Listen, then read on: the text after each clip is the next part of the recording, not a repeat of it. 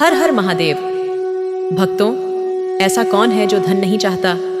कौन नहीं चाहता कि वह दुनिया का सबसे अमीर व्यक्ति बने? क्या आप जानते हैं कि एक मंत्र ऐसा भी है जो भगवान शिव की कृपा से धन संपत्ति की कमी दूर कर सकता है? पुराणों के अनुसार एक समय कुबेर देव धन की हानि से परेशान थे। वे भगवान शिव की शरण में गए और प्रार्थना की, हे भोलेनाथ, मेरी तिजोरी खाली हो रही है, कृपया कोई उपाय बताइए। भगवान शिव मुस्कुराए और बोले, इस दिव्य मंत्र का जाप करो, धन की कमी कभी नहीं होगी। कर्पूर गौरम करुणावतारम संसार सारम भुजगेंद्रहारम सदा वसंतम हृदयारविंदे भवम भवानी सहितम नमामि। इन कुबेर ने इस मंत्र का रोज 108 बार जाप किया और कुछ ही दिनों में उनका खजाना सोने और रत्नों से भर गया। अगर आप भी धन की कमी से परेशान हैं तो इस मंत्र का जाप करें और भोलेनाथ की कृपा से अपार धन प्राप्त करें। हर हर महादेव।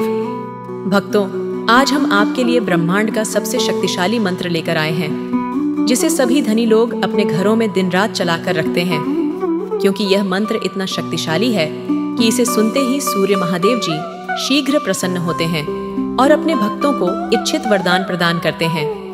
तो भक्तों, देर न करें और महादेव जी के चरणों में अपने नाम की हाजिरी लगाकर अपनी उपस्थिति दर्ज कराएं। और यदि अभी तक आपने हमारे वीडियो को लाइक नहीं किया है और हमारे चैनल को सब्सक्राइब नहीं किया है तो कृपया अवश्य कर लें।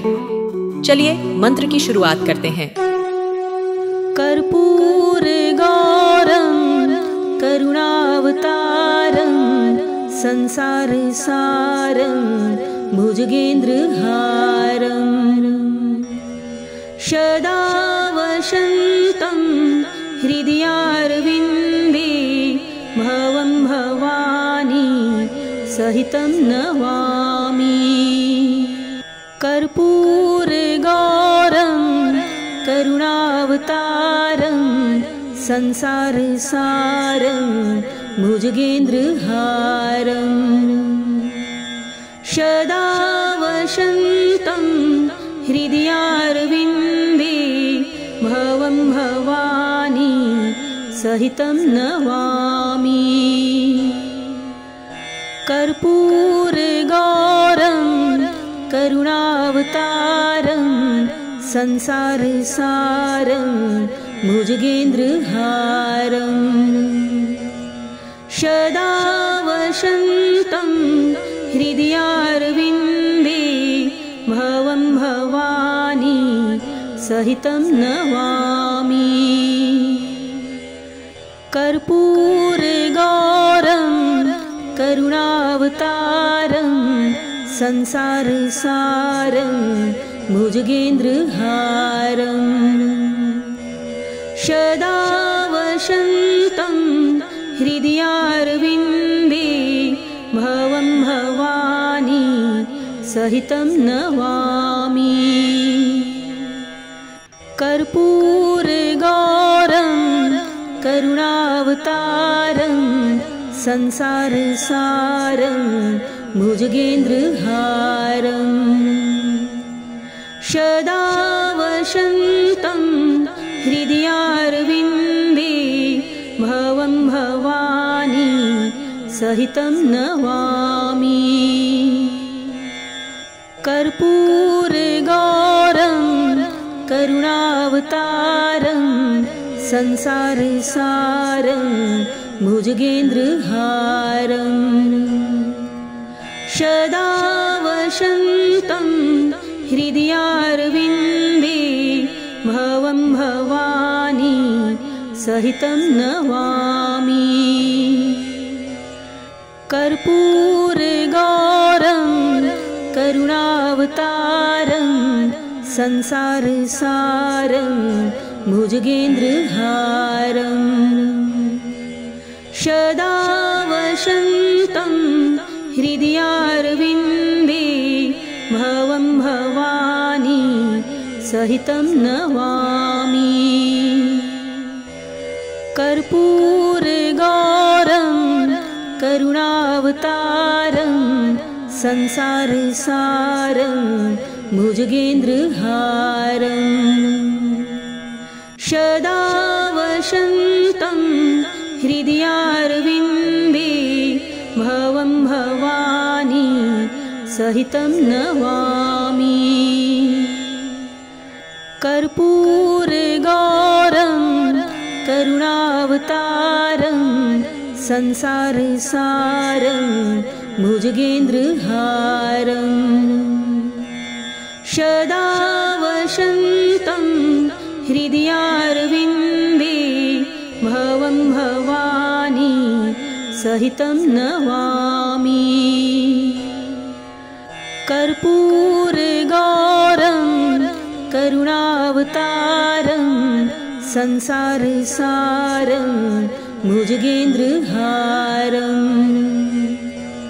सदा वसन्तं हृदयारविन्दे भवं भवानी सहितं नमामि।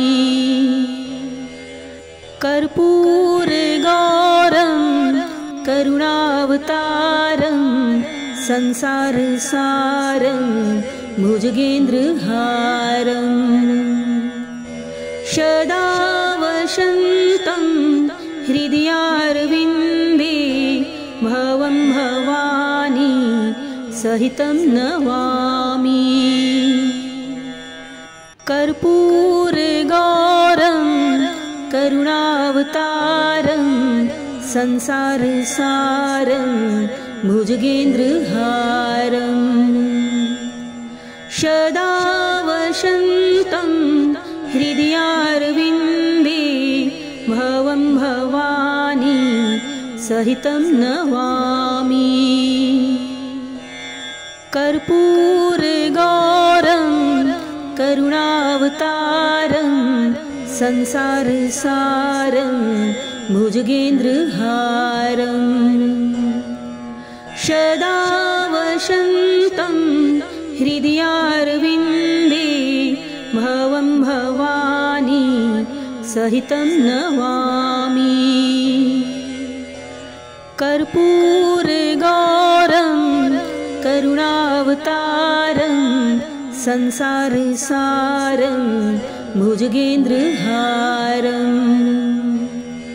सदा वसन्तं हृदयारविन्दे भवं भवानी सहितं नमामि। कर्पूरगौरं करुणावतारं संसारसारं भुजगेन्द्रहारं सदा वसन्तं हृदयारविन्दे भवं भवानी सहितं नमामि। कर्पूरगौरं करुणावतारं संसारसारं भुजगेन्द्रहारं सदा वसन्तं हृदयारविन्दे भवं भवानी सहितं नमामि। कर्पूरगौरं करुणावतारं संसारसारं भुजगेन्द्रहारं सदा वसन्तं हृदयारविन्दे भवं भवानी सहितं नमामि। कर्पूरगौरं करुणावतारं संसारसारं भुजगेन्द्रहारं सदा वसन्तं हृदयारविन्दे भवं भवानी सहितं नमामि। कर्पूरगौरं करुणावतारं संसारसारं भुजगेन्द्रहारं सदा वसन्तं हृदयारविन्दे भवं भवानी सहितं नमामि। कर्पूरगौरं करुणावतारं संसारसारं भुजगेन्द्रहारं सदा वसन्तं हृदयारविन्दे भवं भवानी सहितं नमामि कर्पूरगौरं करुणावतारं संसारसारं भुजगेन्द्रहारं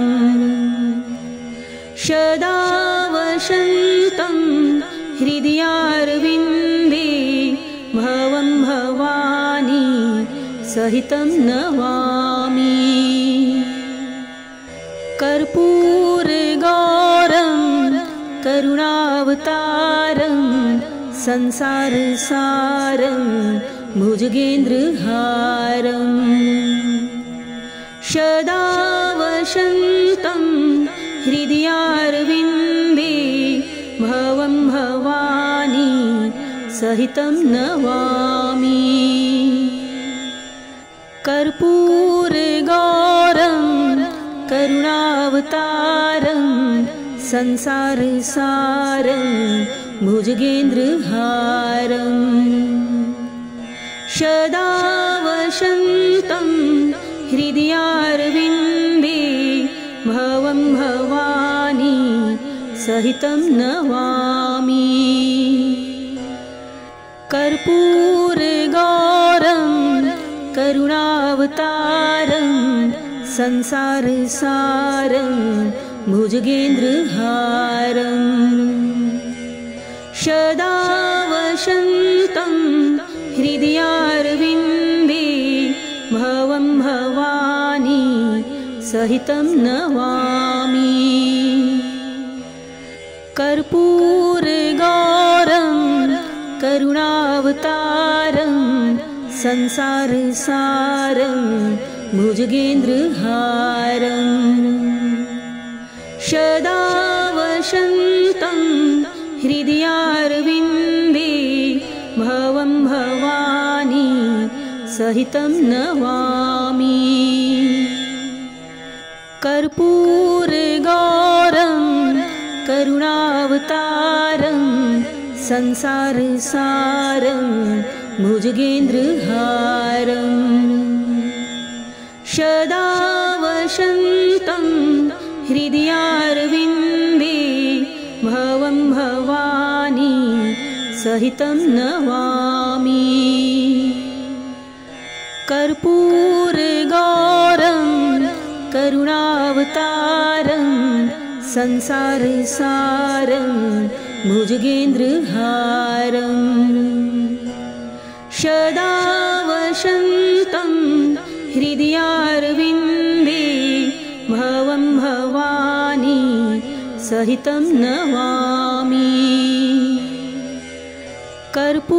कर्पूरगौरं करुणावतारं संसारसारं भुजगेन्द्रहारं सदा वसन्तं हृदयारविन्दे भवं भवानी सहितं नमामि कर्पूरगौरं करुणावतारं संसारसारं भुजगेन्द्रहारं सदा वसन्तं हृदयारविन्दे भवं भवानी सहितं नमामि कर्पूरगौरं करुणावतारं संसारसारं भुजगेन्द्रहारं सदा वसन्तं हृदयारविन्दे भवं भवानी सहितं नमामि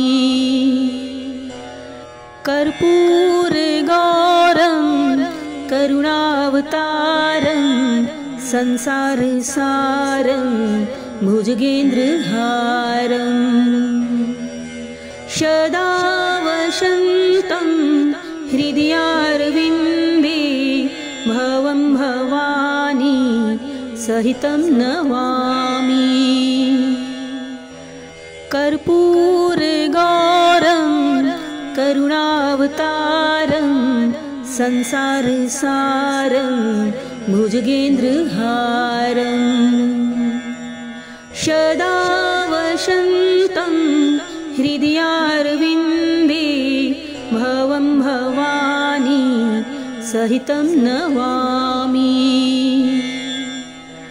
कर्पूरगौरं करुणावतारं संसारसारं भुजगेन्द्रहारं सदा वसन्तं हृदयारविन्दे भवं भवानी सहितं नमामि। कर्पूरगौरं करुणावतारं संसारसारं भुजगेन्द्रहारं सदा वसन्तं हृदयारविन्दे भवं भवानी सहितं नमामि। कर्पूरगौरं करुणावतारं संसारसारं भुजगेन्द्रहारं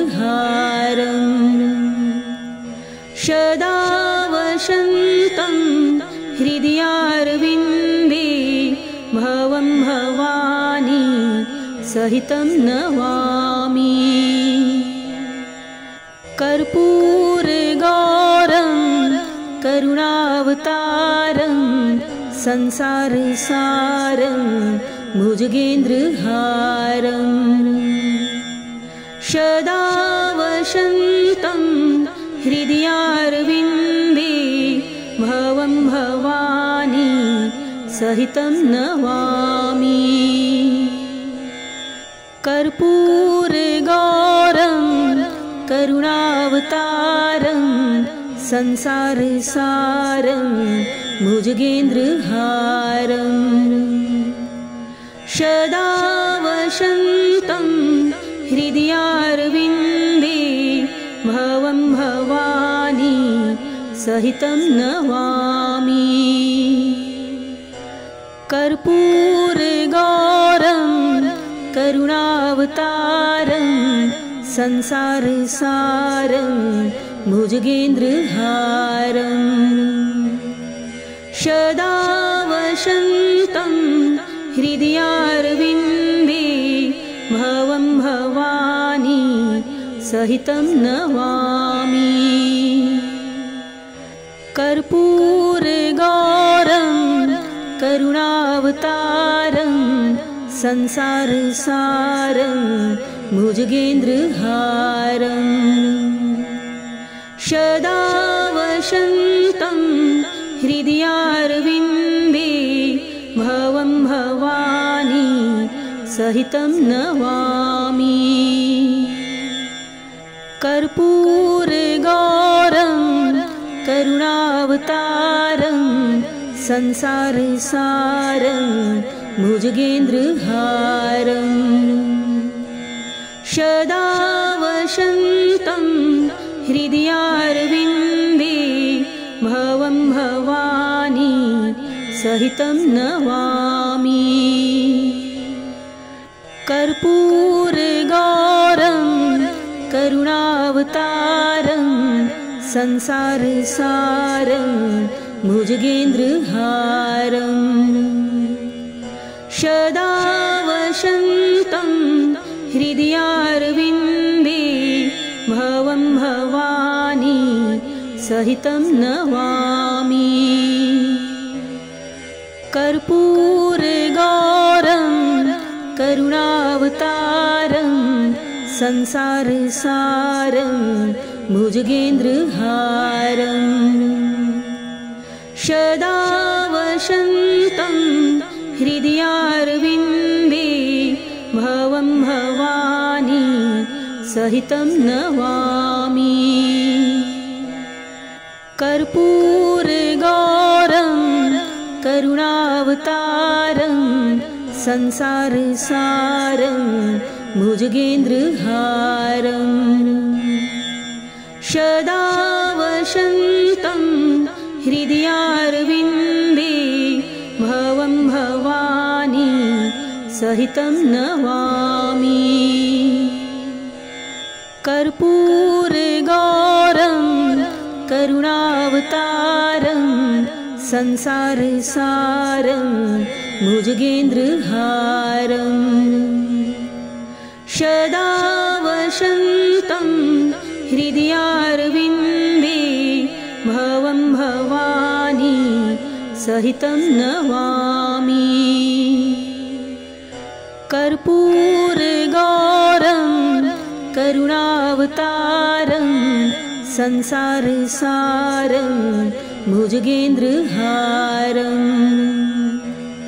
सदा वसन्तं हृदयारविन्दे भवं भवानी सहितं नमामि कर्पूरगौरं करुणावतारं संसारसारं भुजगेन्द्रहारम् सदा वसन्तं हृदयारविन्दे भवं भवानी सहितं नमामि कर्पूरगौरं करुणावतारं संसारसारं भुजगेन्द्रहारम् सदा वसन्तं हृदयारविन्दे भवं भवानी सहितं नमामि कर्पूरगौरं करुणावतारं संसारसारं भुजगेन्द्रहारम् सदा वसन्तं हृदयारविन्दे भवं भवानी सहितं नमामि कर्पूरगौरं करुणावतारं संसारसारं भुजगेन्द्रहारम् सदा वसन्तं हृदयारविन्दे भवं भवानी सहितं नमामि कर्पूरगौरं करुणावतारं संसारसारं भुजगेन्द्रहारम् सदा वसन्तं हृदया